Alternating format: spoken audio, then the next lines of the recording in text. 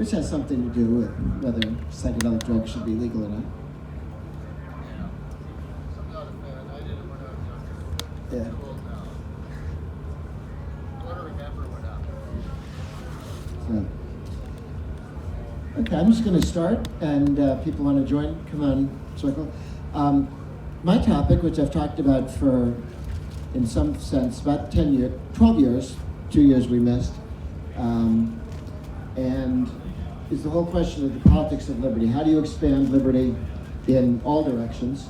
I practice in the US, but work a lot in different countries as well. Work with the Canadian Taxpayer Association and some of the think tanks up there that are working on issues.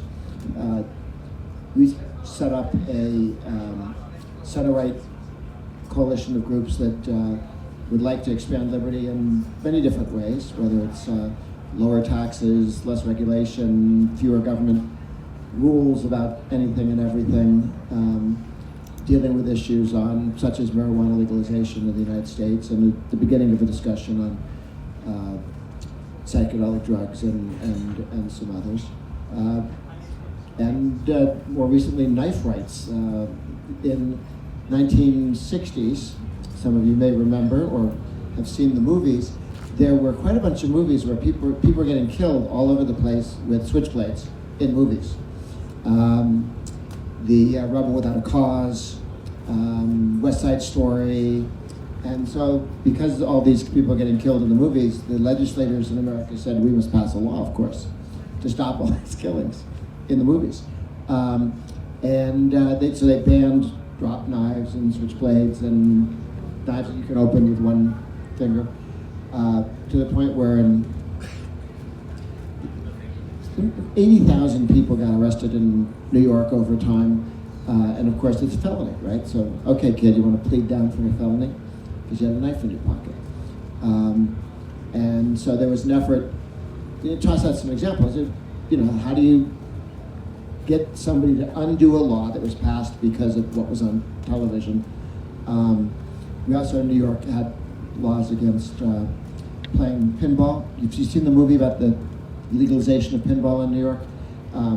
New York, they banned pinball because pinball was obviously going to destroy the country.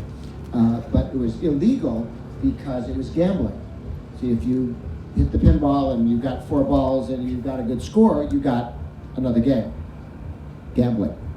And so it was, no, really, this is, and there's a movie now. I've always enjoyed the story, which gets written up in Reason magazine in some places every once in a while. But the movie tells the story. It's a documentary movie. They went to court, and the pinball industry says this is a game of skill. It's not gambling. And if you do well, you get another game. And that encourages people to play more. It's because you're good at it. It's not gambling. And they made this kid come in who was very good at pinball, and he had to get a certain score, and then the judge announced, okay, it's skill, and the kid was like terrified that he's gonna, because you don't always get it right when you do these things. But he had a good day, and he proved that pinball was, and so they legalized pinball. And then we're back in New York trying to legalize knives. And I called the ACLU and national and said, can you guys help us? And he said, I want to, but this is a state fight. So you have to, I'll send a note to the state people. I have to talk to the state people. And they said, yes, they would help. And we first passed it. When they passed it in Texas, it was the National Rifle Association guys, because their position was the Second Amendment says arms, it doesn't say guns. Knives are arms. You should write that down, knives. Together with the Black Caucus, which said, and who do you think they're arresting when they arrest people with knives in their pockets, okay? So they got 80% of the Texas legislature to say this is a stupid law for different reasons. And we had the same coalition in New York. But with the ACLU being a bigger part of it, the governor vetoed it because he thought it was about guns. And then when we explained to them, it's also about 80,000, mostly black kids, that are getting, threatened with jail time. Then he signed it. so it passed in New York with overwhelming support on both. And I guess whenever you're working on a liberty issue, whatever, I mean, knives are not exactly the center of the universe, but when you see this stuff coming up, how do you put it together? How can you do that? We saw this with the marijuana issues. I think one of the things that's really moved in the States is federalism. That because there are 50 different states, if you've got a good idea, you can pass it in one state. And then nobody dies, and even more important, nobody loses an election, and then politicians in other states are willing to look at it. When we were working on criminal justice reform, maybe you don't need to keep a whole bunch of people in prison after 65. They're probably not running down the street and mugging people anymore. How many people do you need in prison for how many crimes, and are there ways to reduce the number of people in prison? One, so you don't have to build as many prisons. Two, what are you buying with this extra jail time for some? Are you buying more peace, freedom, something for everybody else? Perhaps not. And we started in Texas because if you could pass it in Texas, then we could take it to other states. If we could have passed it first in Vermont, no one would have cared. They'd have gone, yeah, right, okay. Yeah, that's the kind of thing they do in Vermont, isn't it? But by passing it in Texas, when I testified on it in Arkansas and in Florida you're looking up and the state legislators are all up there reading their email while you're trying to talk. They paid no attention. I said, they passed this 4 years ago in Texas. Everybody put their things down. Texas, they're not going to call me a Bolshevik because I'm for this. And 4 years ago, 2 election cycles. Tell me more. And then all of a sudden, this became something they were willing to discuss. So federalism allows you to take an issue, get a legislature with a leadership that gets it, that sees why this might be a good idea. There was an issue of right to try, which gets into the question of regulation of drugs and so on. The FDA got a law passed, Food and Drug Administration, says they have to prove that a new drug, old drug but for a new purpose, is both safe and effective. And safe and effective is what takes some of these drugs 10 years to get approved. Because the effective, well, it's effective for some people, but not for other people. And now how do you judge that? And so this has really slowed things down. Well, there's some diseases that are degenerative or fatal. They will kill you before the second part. It's safe, the drug's safe, but you're going to die before, that you can't get the drug because it's not yet effective, because it's not legal, but you don't have the 4 or 5 years. And it's not just questions of dying. One of the most effective people to testify were twins. One got into the test, so he was allowed to try it. It wasn't, because he had the disease, but he was able to be part of the test. And his brother wasn't. And his brother's permanently crippled, and he's fine. Because they said the brother can't have it, because we haven't decided it's effective yet. Well, what are you doing to this guy? Okay, and at which point the FDA started hiding. This passed in over 40 states. Now, as with legal marijuana is illegal at the national level. It's a federal crime. And buying and selling pharmaceuticals that the federal government hasn't approved, that's a federal crime. So passing these laws at the state level, at one level, meant nothing legally. The pharmaceutical companies would go to jail if they sold it to somebody the other way. But because you passed it in 43 states before Congress turned around and said, we pass it for the whole country. So that was an example of where federalism, sometimes people say states' rights. States don't have rights, people have rights. States have power, states wield power against people. People have rights. Federalism is competing states, saying, come to my state, we have better government than those idiots over there. And I work a lot on taxes issues, and there are now 7 states that have no state income tax. They tend to be some of the more successful states in the country in terms of job creation. And then there are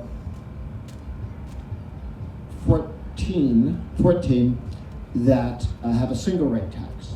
Like, Chicago's just under 5%. Illinois has 5%. Now you'd think Chicago would have 10%, like New York and California and Minnesota, more big government, less more left of center states. But because they have a constitutional amendment that says the income tax has to be one rate for everybody, the politicians are not willing to say, I've got a great idea, you're all paying for it. And they go, okay, we're all listening. Well, it's not that great. Okay. So literally in Illinois, Chicago, Democrat, blue state, they can't raise the income tax. I mean, they can't legally, but they can't and get past the next election. They don't think. So single rate tax is very difficult to raise, and it's much easier to reduce. You say, okay, wait, it's 5, we're going to 4.5. Everybody's going to 4.5. Well, what about the billionaire? He's going to 4.5 too. Oh, okay. You take, all of a sudden, envy is just removed from the whole discussion. What should the tax rate be for everybody? They're now, 5 states have joined and become single rate taxes in the last 5 years. And there are 10 states that are on the way to zero. North Carolina has been on the march to zero for 12 years. They started first, and they basically say, as revenue comes in, here's what we're going to spend. If it comes in above that, the teachers union gets some, but the other part of it goes into permanently taking the income tax down. Just boom, boom, boom, every year. So every year in North Carolina, the government's had more money. It's just the rate goes down a little bit as revenue comes in with growth. And so you now have Kentucky that's voted a 10-year phase down to zero. West Virginia's also passed a 10-year phase down to zero. They're going to speed that up. Iowa was at 8.6. They're now down to 3.9. And they've only been at it for a few years. They just keep taking the rate down. They have the advantage that they set up a tax reduction fund. When you fill the rainy day fund, here's a couple of $1 billion if we have a hurricane, or I guess if tornadoes in Iowa. If you had a tornado that did a lot of damage, we got money to patch things up. And that was full. That was as much as you can imagine. The Mississippi floods, they're still okay. So they set up a tax cut fund. They put extra money into that and said, when we start reducing taxes, if you get ahead of your skis and there's a recession, we've got this fund. They go, we can patch that piece and keep going until we pick up the pace. So that's one where you have very serious competition between states. People tend to move from California to Texas, from California to Florida. I get a kick out of the folks who say, oh, you know why they're moving? It's the weather. Nobody leaves California because of the weather, and nobody goes to Texas because of the weather, or Florida. You may go to Florida in the winter, but you would not go to Florida year-round for the weather. And there's some very lovely states with very high tax rates. People leave. Okay. I like Massachusetts fine. People leave Massachusetts. And they'll just move across the border to New Hampshire with no income tax. And it's a very interesting, so you have this competition, and some states will go, no, people like it here, people who like it stay, people who don't like it don't stay. And so federalism allows people to choose. But if you want to have a big government, you can live in California. You can live in New York City. Income tax in New York City is 14.5%. Income tax in Miami is 0. So it's the cost to live in New York. Not everybody stays. Some people are leaving, but not everybody. So you want to stay, you got it. So I think, I don't know how much federalism there is in Canada. I mean, how much the provinces are allowed to go. That's very nice. We're doing this other thing. We have a fair amount of openness in the states, where states can do different things. There's some national programs that when Bill Clinton, Democrat, said, okay, we're going to take aid to families with dependent children, welfare. What did we give you last year? $1 billion, Nebraska? Here's your $1 billion. And every year in the future, that will grow with inflation and population, but not more. So if you can figure out a way to have less fraud, you can keep the money. If you can find a way to encourage people to get jobs, and not be on welfare. You can keep the money.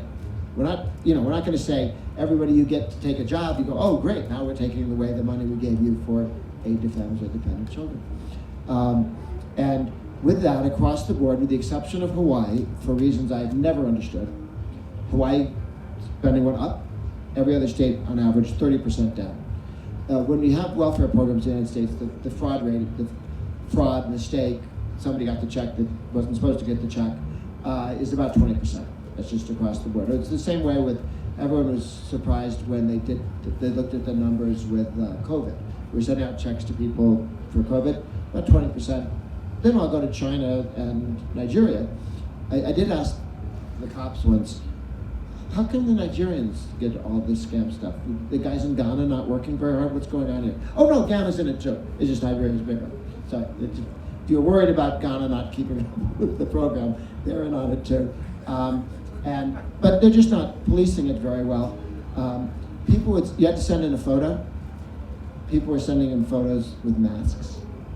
Not kidding. I mean, they did begin to get better at it over time, because at first they had no policing of it at all, and then they got better, but still problems.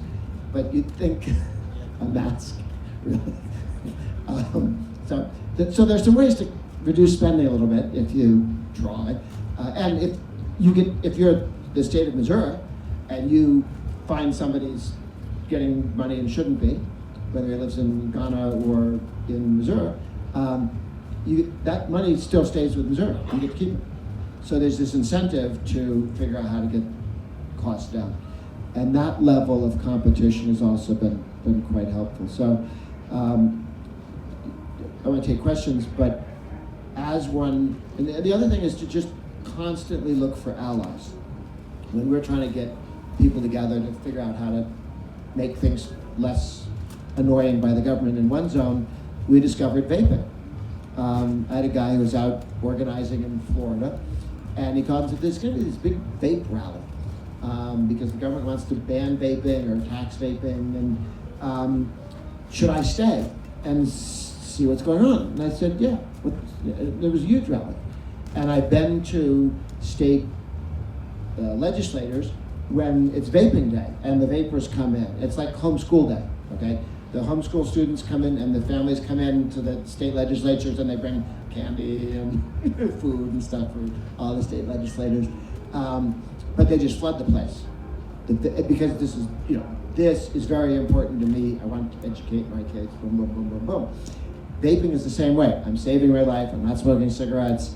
I used to try and get cigarette smokers to help fight against cigarette tax increases, and they go, well, it might help me quit. You can quit, but how about the guy who can barely get by on his salary, who happens to be addicted and can't quit? Why should he get stuff? Anyway, they won't help. The people who help you fight cigarette tax increases are the guys who run 7-Elevens, because people go to 7-Elevens to buy cigarettes, and then they get their gas and a sandwich. So they care about high taxes, because otherwise Indian tribes and other states suck out all the cigarette sales. But vapors are very much leave us alone political people. They elected Senator Johnson, this is a Republican senator, 3 times elected now. He wasn't supposed to win the first time, he wasn't supposed to win the second time. But in Wisconsin, he organized every vape store. And there were 80 at the time. And all people do at vape stores is talk about vaping. And some people come in and, the politicians are trying to tax it, regulate it, kill it. Oh, this guy's running for Senate. He's against that. He was the lead guy fighting it. And that election night, he gave his, thank you speech. He said that I was elected with a vaping vote. It was never election, but it was true. I suppose it's true for several issues, but it was, without the vaping issue, he lost.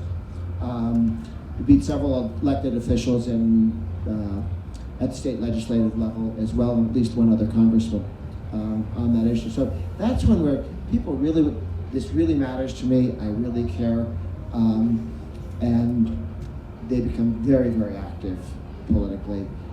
They just need to see some sort of structure. How can I help? Find something for them to do. Focus on, here's a candidate who's forthright on leaving you alone, see what you can do to help that person. But federalism, constantly be on the lookout for new groups that want to be left alone.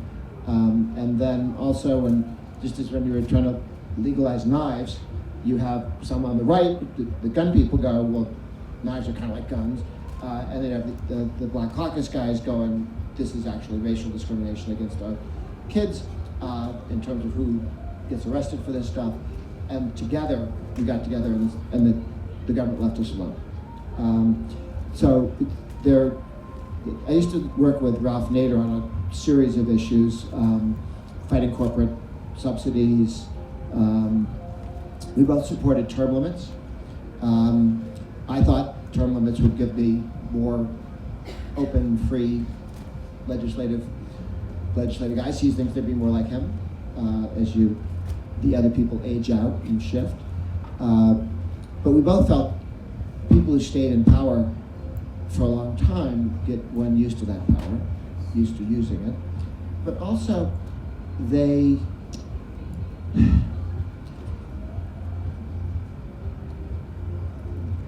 have tens of thousands, hundreds of thousands, in a big state, millions of dollars advantage over anybody who runs against them with name ID. And because everybody knows who they are, the guy who wants to run against them has to spend, in his large state, several $1 million going, hi, I'm Fred, okay? Look at me. Before he discusses issues or criticizes the incumbent, it's this huge lift to even become competitive. And that really, I thought was a problem. My favorite press conference I ever went to was the one that Ralph Nader and I went to, that held the 2 weeks before 17 states passed term limits in 2012 with an average vote of 75%. Not a single press person came. Not a single press person came. With the polling data that says we're going to sweep 17 states, this is news. No, it's not news. I did go to one where we only had one reporter who was on school choice in Alabama, and there's only one reporter in the back, and we're waiting. There's a congressman with it, right? It's not, not just me. We got out-of-state congressman here. News, right? And the guy in this Alabama accent I can't do said, and I said, should we start, or is there a reason to think that there'll be more press people coming? And without the accent, the body they've been looking for all week, they just found it on the other side of town. I'm your press today. He's the only guy. At least then we had competition. There was no body to be found when we were doing the term limits press conference. And the other one is transparency. That was a very interesting. It was Obama in the Senate and Coburn, very conservative Republican, and each felt if all government spending was just completely transparent, you could go online and see what was being spent. And there is actually something now called openthebooks.com. They have had to sue states to get them to open it up. California was the last state to participate in sharing their data. I actually met with Schwarzenegger when he was governor. He said they were going to do it, and the bureaucracy said, yeah, right, wait till he goes away. And it didn't get done, but now it did. They sued their way up in every town and city up to get it. So openthebooks.com, you can look and see exactly what the money's being spent on. And my theory was if people understood how their money's being spent, they'd want less spent. And Ralph Nader was quite sure that, oh wow, Martha, look at how the government's spending our money. Let's send them some more. Okay, we'll see on that one. But that was one where left and right could get together on an issue of empowering voters, citizens, to have a much better idea of what the hell's going on. Whatever mattered to you, you can at least know what the government was spending and doing on it. So federalism, transparency, starting in one city and going to another city, one state and going to another state, and then constantly looking for who's the coalition, who else cares about this, and why. Phyllis Schlafly, the right of center lady passed away, once said in the 1980s, everybody's allowed to vote for my candidate for their own reason. And I feel that way about issues. I used to, when I was younger and even more stupid, I used to believe that it was important that people voted for my candidate for my reason. Just, you vote for the candidate, I'll go talk to somebody else now, okay? And so there are many reasons why people would like to be free in different zones. They're not the same, they'll have to be the same. People have different interests, different reasons why they care about certain things. And that's fine. That's, you know, somebody else can go explain to them, oh, you're doing this for all the wrong reasons. But the old argument about if we're all on a bus and we're going to New York, it's not necessary that we agree on why we're going to New York. Okay. Although one of the religious pastors goes, no, it does matter why you're going to New York, taking the analogy in a different place. So that's not politics, this is politics. But those are thoughts, and so I know we have some Canadians here, and if people have thoughts, questions, arguments. Yes? Where should the taxes come from? Even if it's an order of magnitude less spending, why not have it be sin taxes instead of just broad-based taxes? The question is what kind of taxes to have, what about sin taxes? I'm not big on sin taxes because that's the government deciding what sin is,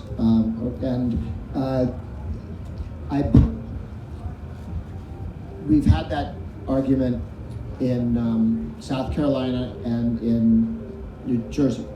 I heard that Chris Christie, former governor in New Jersey, two-term governor, had agreed to support a gasoline tax, and I called him and said, why are we supporting a gasoline tax? You've signed the pledge not to raise taxes, net. And he said, well, here's what I did. The road builders came in and said, we need more roads, we should raise taxes for roads. And he said, I'll help you. I will sign a bill to raise taxes for roads.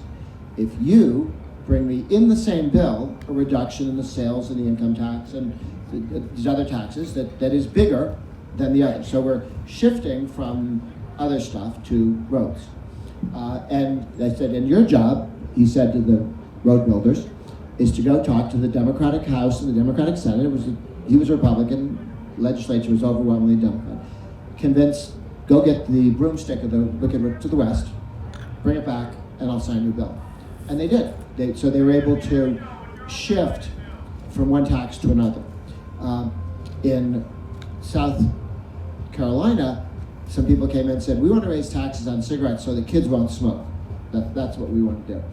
And he said, okay, Governor Sanford, who's here at Burning Man, he said, I'll sign the bill, but we have to have an income tax same size. So it's revenue neutral. And they said, well, we don't like the kids that much. And they walked away. We thought the kids were a good argument. That's not what we wanted. We just wanted the cash. So I'm not a big fan of sin taxes because you can sell them dishonestly as this will stop people from doing X. And point of fact, particularly if somebody's addicted to something, no, they won't. It just bears down much tougher. And the real way you saw that was, people are not smoking as much. They're now vaping. We don't tax vaping. This is a problem. And so they wanted to literally raise the taxes on vaping to keep people from switching so that they'd still get the cash that they were getting. They weren't worried about people's health. They didn't think it was a sin tax. They wanted the cash. And the government, if you tax, quote unquote, sin, the government is the co-owner of every tobacco company. The government raises more money per cigarette pack than Marlboro does. Okay, Marlboro gets this much, the government gets that much. So Marlboro is thinking up there. Philip Morris? Philip Morris is getting into burn, heat not burn, and vaping and stuff like that, and getting out of cigarettes. The government will never let them get out of cigarettes. Philip Morris wants to get out of cigarettes, but the government wants the cash. And if people will stop being addicted to that and they, vape, they want to tax that, which has the effect of pushing them back into the other. So you also have this weird thing with liquor, beer, wine that have 3 different tax rates, and then the industry people sit and try and tax each other, because more than I thought, people drink one or the other and they move back and forth, partly on cost. I would rather have people compete, either drink or not drink or sell stuff, not based on government messing around with it.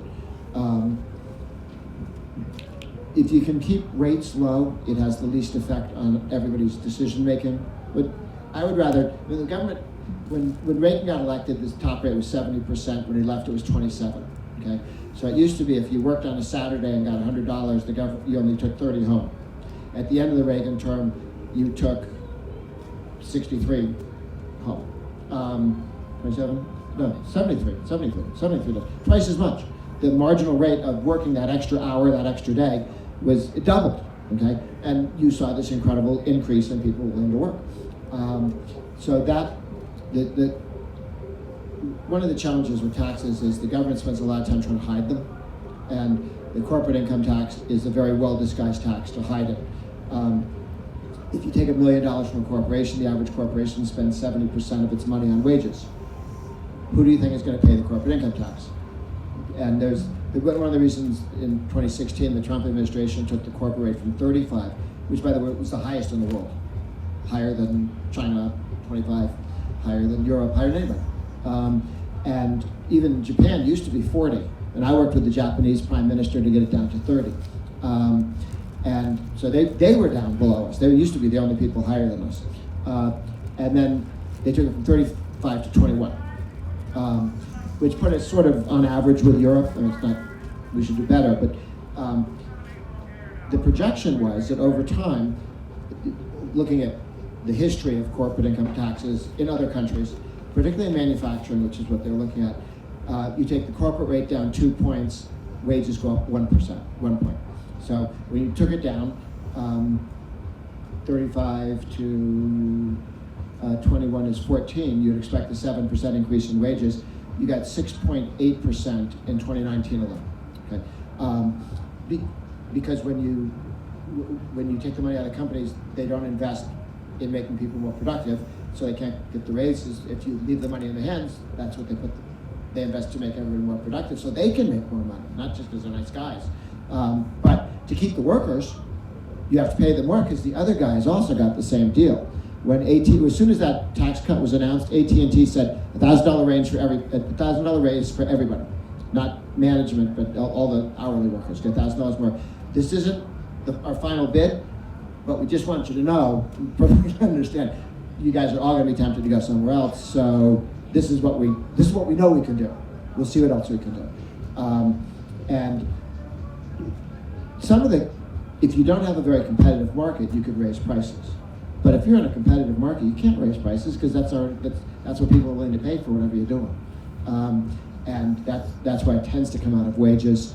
And if you do so much damage to the company that the price of stocks goes down, that's everybody's 401k, IRA, and pension. So I mean, you hide it in people's life savings, in their lower wages, in their higher prices. If it's not a very competitive market, you can raise prices a little bit. Grocery stores, you can't raise prices because there are too many of them and they're all over the place. But some places you might be able to. Other thoughts or? Yes. So, I've been involved with water districts. Okay. Water what? Water districts. Okay, water districts. There's all kinds of fire protection, hospital, a myriad. Is there a certain minimum amount of districts that should be consolidated to function efficiently? I mean, in my mind, water and fire, for instance, because the water system is what provides the emergency fire. Okay. Is there some minimum size that ought to exist? I wrestle with it because I'd say roads, okay?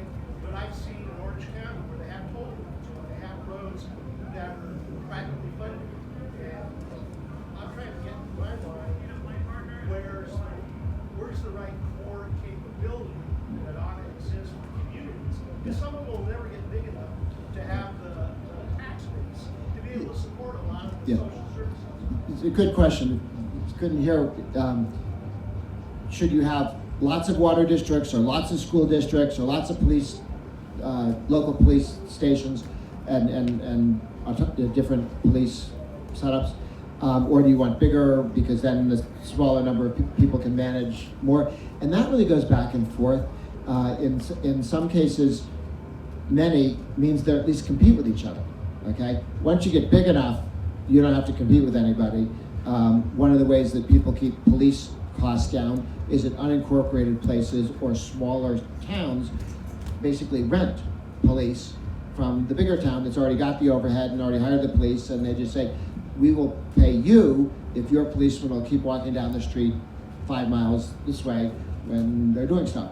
And that's competitive because let's say the big city next door starts becoming uncompetitive in wages and work hours and whatever. If it's too expensive, you can hire from the next guy over, or you can start your own. So at least there's some competition. The challenge with government is it tends to be a monopoly and it tends to have no competition. This is why even in countries that are dysfunctional, the army works, okay? Because if the army didn't work, they'd be part of Rwanda instead of a separate country, okay? They'd have been eaten by somebody else. Or you know, in the European borders are as much as you could grab without being grabbed back. And then they solidify them. But the post office can be very ineffective and it doesn't force it to get any better because the German post office doesn't embarrass the American post office if it's more effective, but the army's better in one place than another. Historically, maybe they take you over. So you try and have at least your army. That does have competition. Now with technology, the post office has to compete with email and with FedEx and UPS. So that keeps the post office from being a complete monopoly.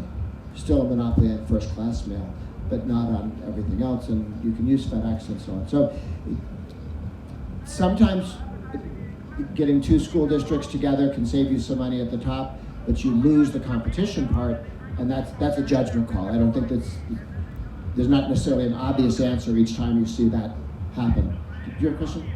I've got a ton of questions. I'll start with do anything about homeowners associations, limit the power and abuse of homeowners associations on individual citizens. I mean, you leave your basketball court out one night, next thing you get is a $500 fine. The thoughts on the homeowner association. I've not been in one. I do hear people concerned about overreach and people becoming little dictators, and the kind of people who sign up to run the homeowner association have a fascination with how other people lead their lives. I don't know what the answer to that is. There must be some reason they started it or continue it.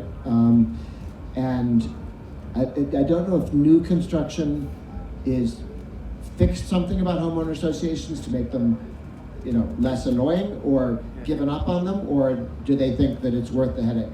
They tend to be more attractive because they, like, for example, you got all these houses that in a new development, they're packed together, then everyone that comes in has 5 or 6 cars, and so then the streets are packed with cars, so the HOA comes in and says, you can only park your cars in the driveway, not in the streets, and that kind of thing keeps the value of the neighborhood reasonable. So there's some positives, but they go overboard? Yes. Do they elect homeowner managers? I think a lot of times they do. Okay, I don't know how that self-polices, but I could see both the value in some cases and how it could be abused. It's not quite the government, but sometimes people... Well, I guess I was wondering if you've heard of state governments passing laws to limit power. Oh, I don't know. It's never come up. I just haven't seen it. I'm sure somebody's gone to a state legislator and say, I don't like this, please pass a law. And whether the law would make things better or worse is a good question. So from Yeah. from the local, I know George is a great guy.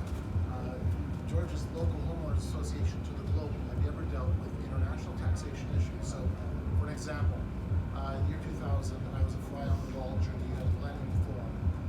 In 2000 what? During the year 2000, I was a fly on the wall during the UN Millennium Forum discussing the creation of carbon taxation.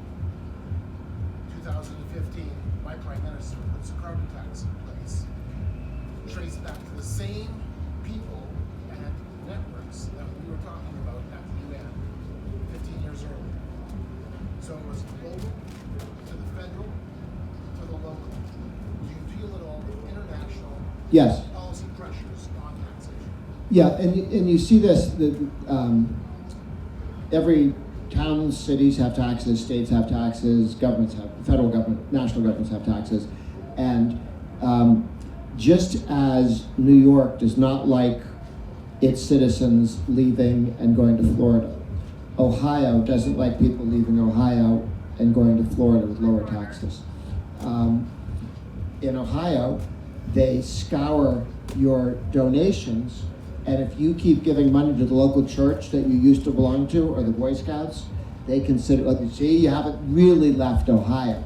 So, what happens, of course, is the first thing your tax lawyer tells you when you move out of Ohio is you're not allowed to give any money to any charity in Ohio, because that'll give them a pretext to say you haven't really left Ohio. That's not what Ohio was hoping would happen. So they don't, high tax states don't like low tax states existing or competing with them. They make them look bad. Okay. New York has fewer people than Florida, if you imagine that. That wasn't always true. I think it's swamps down in Florida until recently. Now they're 2 million more people than in New York State. And New York spends these numbers like 2 years old, $230 billion a year for the state, and Florida spends 115, so exactly half. So it's same size roughly, but the New York government is twice as expensive as the Florida government. Why? Well, they both do schools, they both do roads, but New York has more government employees, they work fewer hours, so you need more of them. They have higher benefits, higher wages, and they have better pensions. So what New York is paying for is the delta between how many and how much you pay the government bureaucrats, government employees, versus Florida. And it's half the cost. So Florida has no income tax. But they don't need to. There's $115 billion they don't have to take because they don't spend it. So the difference is that they're spending less and they're more frugal. And the governor, Rick Scott, you could tell me on any given day how many employees he had, because his goal was to, add through attrition. They're going to fire anybody, but through attrition, having fewer people where they didn't need them. In the U.S., the Pentagon, the fellow who was the comptroller of the Pentagon when Reagan was there and still works in this zone, told me there's 700,000 government employees at the Pentagon, civilians. He said, when the Cold War ended, when we won the Cold War, the Soviet Union collapsed and broke into little pieces, they just quit. We just agreed, no, they fell apart. We had fewer people in the Army, the Navy, the Air Force, dramatically fewer. I mean, we went from something like 6% of GDP down to 4% of GDP on defense. But it all came out of the active services. The bureaucracy didn't change size. And his point was you could go from 700,000 to 500,000. You don't need, there are 200,000 people in the civilian workforce in the Pentagon that are no value added, not needed, and very expensive, particularly on pensions and benefits. Not just the average federal pay package is basically twice what normal people make when you look at the pension and the other. The average state and local is about 40% higher. And so when you shift a job from the private sector to the government sector, at the federal level, you just double the cost over time. That includes pensions and the whole kit and caboodle. But it is my hope that we can get through attrition 200,000 fewer guys at the Pentagon than they have now in the civilian workforce. And I went to each of the heads of the secretaries of defense and asked each of them, did they think this was a real number? Because I wanted to make sure. And Rumsfeld said, I never ask a civilian employee to do anything, because if you bring them in to do something, then when you're done with that project, they sit there and go, well, talk to the union because I'm not leaving. this is now a negotiable position with the Pentagon Union. And so I said I would get somebody in a military uniform, because I can bring them in, they work on the project, I send them back to the front to be in the Army. Or they get a contract, they do an outside contractor. Why does the Pentagon have so many outside contractors? Because the guys they've got there, they don't want to use them to do stuff because they're inflexible. The way they're structured. It doesn't have to be that way, but it is, and until they fix that, you need fewer, about 200,000 fewer. And you do that, and you can have all the planes you needed. That's a very expensive thing that they've been doing for 30 years. That much overwork. Any other thoughts, questions? Yeah. What's the next fight or front for pushing liberty forward? Is it a tax pledge? Is it something different? Well, we do the no tax increase pledge at the federal level, at the state level. I really want to focus at city level, because we have a lot of stuff where good ideas in one state go to other states. There's some structures where the think tanks from all 50 states get together and talk to each other. I said, this worked really well. And the states that are doing, Texas does a bunch of interesting things. Arizona does a bunch of very interesting things. They did Right to Try. They're working on Right to Know, which is doctors can take a prescription and discover that it's also good for something else. And they can give it to a patient for an off-label reason, okay? But they're not allowed to tell the world that. So it's like against the law. You go to jail if you went on the radio station and say, I've been for 20 years prescribing this to thousands of patients, and because it cures item 2, not just the one that they got their FDA approval for 50 years ago. And it's too much of a headache for them to go to get that, because there isn't that much more use for it. Right to Know, to allow a doctor to say that which he believes to be true, and not go to jail for it, is a project that's starting to move state to state. So we've got some good ideas that move state to state. I think there's a real missed opportunity with cities, because the cities, they don't talk to each other. There used to be 3 very interesting mayors of Jersey City, New Jersey, Indianapolis, and Raleigh, North Carolina. And I thought, well, you 3 guys are doing this cool stuff. You could go talk to other people and find other ideas. And each of them was willing to talk about their cool idea, full stop. Helping to get other good ideas out and about was just like not on their list of things to do. And I may have been asking incorrect. Somehow there must be a way to have a structure that would get those people together. And we're trying in different states. We put together a bunch of people in New York, in Southern California, who are doing some serious work. And they've come up with some things that tend to work on homelessness better than other stuff, and then show that to other cities and say, take a look, with some progress here, take a look. And the problem is when you pass something in a larger structure, federally or even at the state level, it's hard to tell how much progress there is. City to city, even clearer than state to state, how that's doing. So I think there's a lot to be done there that hasn't yet been worked on. But I think that the civilian employees at the Pentagon and the number of federal employees is just so expensive that if you can figure out how to have fewer of them, the savings are huge and they go on forever. They have moved a lot of the government employees, including the military now, to defined contribution pensions. So they get money every year that goes into their 401k, so you don't get surprised when they retire. Oh, we forgot to raise the money to pay you, sorry. Or, oops, taxpayers, we forgot to tell you that you have federal lot of money. Incorporating the actual cost of an employee now, as opposed to surprise 30 years from now, is a huge help. And Utah passed a law maybe 15 years ago that said all new hires, not the guys who have these very nice pensions now, but all new hires get a 401k. We'll put in 10%. you can put up to 10% of your own money into it. And then when you are tired of this, you walk out the door, it's yours. It's all yours. You don't have any further claim on taxpayers. The taxpayers aren't going to cheat you, or politicians aren't going to, oh yeah, I know we promised you this pension, but we don't have the money. So when we will give you the money for you now, today, for your pension, which 60% of the private sector does it that way, is that governments tend not to do it as much. Interestingly, the Army, the military was one of the first to do it, because very few people go into the military because of the pension, because most people stick around for 4 years in the Marines and then they do something else. It's a fraction of a fraction that are in the office before they retire at 20 years or longer.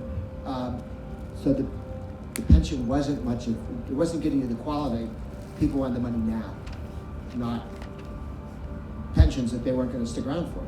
The Marines don't want you there for 10 years. They by the time you've been there 10 years, you have much more sense than to charge at people who are shooting at you. Are you kidding me? No. Get the 25-year-old to do this. I'm 35. I'm past that. Yeah. Yes. Texas has its own power grid. Why don't more states have their own power grid? I have no idea whether Texas having their own power grid is a good idea or not. I know there were some questions. One, I guess, California wouldn't allow certain pipelines to be put forward or certain grids to be done. That mattered to Arizona. So Arizona maybe should have had their own grid, because California could say no to some of the things that Arizona might want, like more power. But I don't know if that's Texas's rule. Texas sits on so much oil that I don't know what their natural gas, what their reasoning is for doing it that way. I've never heard anybody explain to me either that this was a stupid idea or a brilliant idea. And the question is, why is it only one state? Why is it too difficult once you're in some national grid to say, okay, we're going to do this differently? I know up in Massachusetts and New England, the states don't like each other and they get in the way of each other's energy projects. So that there's such small states up there that they're all next to each other. Texas is a big enough place that you don't quite have that. But it's a good question. I don't know. That's interesting, because our provinces all are independent. We have our own independent power grid. Each one. Okay, each one. But they do interconnect with each other, and then they connect big time into the U.S. So BC sends its power to Washington State, down in Oregon, and Idaho. Manitoba sends it down to North Dakota, South Dakota, Minnesota, big time. Ontario, Quebec feeds your U.S. East Coast.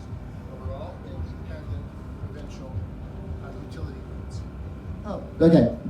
In Canada, if you couldn't hear it, each province has their own independent grid, like Texas. So, and it gets cold up there, so I assume they're paying some attention to this. Good question, yeah. When the NDP, like the socialists, got in a while ago, what she did was in Alberta, she cut off all the gas, all the coal burning power places. She closed them down 20 years before they were supposed to. Who is this? In Alberta. Alberta? Okay. Yeah, and when they were clean coal burning, they scrubbed all they were clean anyway, right? But she did that, so actually this winter when it hit -40 for a while, we were like this close to losing the whole grid. It was pretty scary. I was in Germany 3 weeks ago, and I'm going back right after Burning Man. They were shutting down the nuclear power plants, saying they cared about carbon, but then shutting down the nuclear plants too. And now they're still quite dependent on Russian oil, which makes life a little difficult. But you get mad at Hungary and some of the Eastern countries which suck up to Russia a lot, sound like they do. They don't have any energy if they don't. So I'm not really expecting them to throw spitballs at Putin. They can't even disagree with him politely if they wanted to. And Germany's costs of energy are such that their manufacturing is heavily now subsidized by the taxpayers to make up for the higher costs in energy they've got, because they can't compete with the United States we have lower energy costs than they do. Last question, and then No, well, I'm from the UK, so I'm from the UK. UK, that's Britain, right? Yes, it is. You may remember it. The key thing you just described, the wonderful chaos in Europe. But to come back to one point when you said about mayors talking to each other, mayors do talk to each other over here and with other Canadian mayors and with the London mayor, but it isn't in a positive way. It's in a very, very negative way, in my opinion, in regard to the policies that they put forward. And just for argument's sake, having been in a room and heard a mayor from San Antonio, whose name was just gone from me, who turns around basically in regard to the whole issue of illegal immigration. His policy is to ask how we can help instead of asking for papers. And whatever people think on those issues, to me, they are not then putting the interest of their nation forward. We have exactly the same problem, but they are having those conversations international, same with energy policies. The Europeans have tried to set up, you're talking about how governments do get together to conspire against taxpayers to not have competition. Europe doesn't like the idea that our corporate rate is now 21, which is competitive with them, and we're looking to go to 15, which is more than competitive with them, and they want a floor. And they're trying to get a floor where, like a cartel, like That's OPEC. Liz Truss lowered it, and she was only in there for 47 days. Yeah. And various came against her to get it out because corporation tax, we want a lower tax. And as you know, you lower tax, more income actually comes in, which is the benefit of your system. There is an effort by incompetent states to Yes. limit the activity of more competent states to stop that competition. And that's unfortunate. Great being with you guys, and have a great burn.